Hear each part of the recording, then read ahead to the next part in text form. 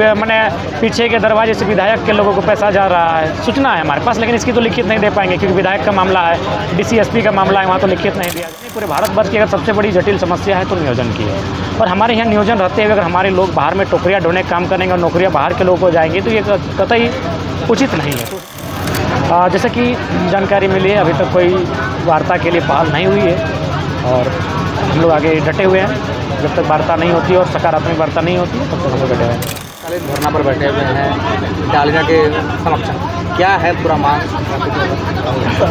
देखिए, जैसा कि बीते 1.5 सालों से झारखंड के ज्वलंत मुद्दों को आंदोलन रहते हैं और उसी क्रम में कभी भाषा की लड़ाई, कभी खतियान की लड़ाई, कभी 60-40 नियोजन नीति के विरोध में लड़ाई।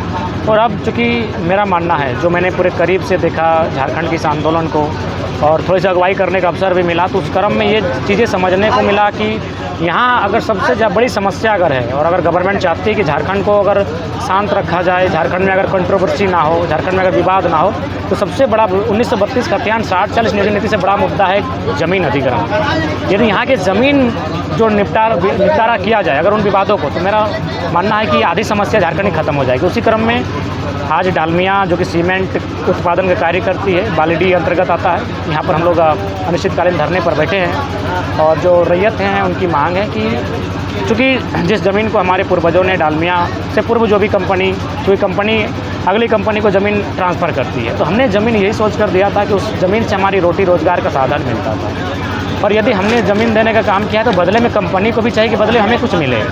हम देश को देते तो देश को भी हमें कुछ देना चाहिए। तो ठीक उसी प्रकार हमारी मांगे है कि जो नियोजन है वो सबसे पहले जो 75-25 का रेशियो है उस अनुपात में मिले। दूसरी बात, जो विस्थापित और प्रभावित है, इस फैक्ट्री के धुएं से जो लोग प्रभावित हो रहे हैं, जो लोग विस्थापित हुए हैं, उनको प्रायोरिटी मिले।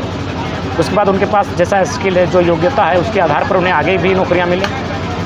और जाहिर सी बात है, कोई अगर फैक्ट्री स्थापित होती है, कोई कंपनी स्थापित होती है, तो वहाँ कुछ माने डिमेरिट्स भी होता है, जैसे धुआं, प्रदूषण।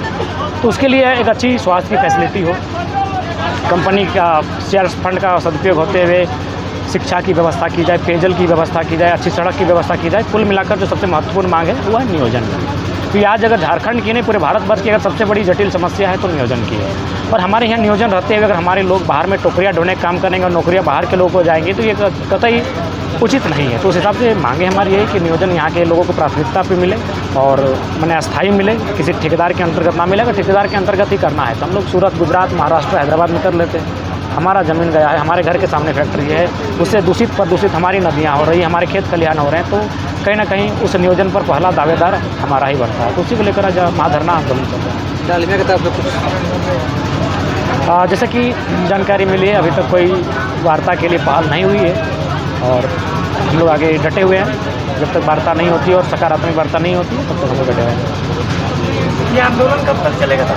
अनिश्चितकालीन है, जब तक कि लोगों का मैंने जो मांगे हैं उसको लिखित आश्वासन के साथ वार्ता पे सफल नहीं होता है तब तक। अगर कोई निष्कर्षण नहीं निकलता है तो ग्रामीणों पर क्या आपके निर्णय क्या होगा? देखिए, इसके बाद बहुत सारे हथकंडे हैं। चूँकि हम लोग सबसे पहले ड्राफ्टिंग के साथ आए थे, फिर हम लोग भूख हड़ताल में आए, तब धरना में आए हैं। इसके बाद बहुत सारे रास्ते, आमरण अनशन है, आत्मदाह है, बहुत सारा विकल्प बचा है और अंतिम विकल्प है विद्रोह।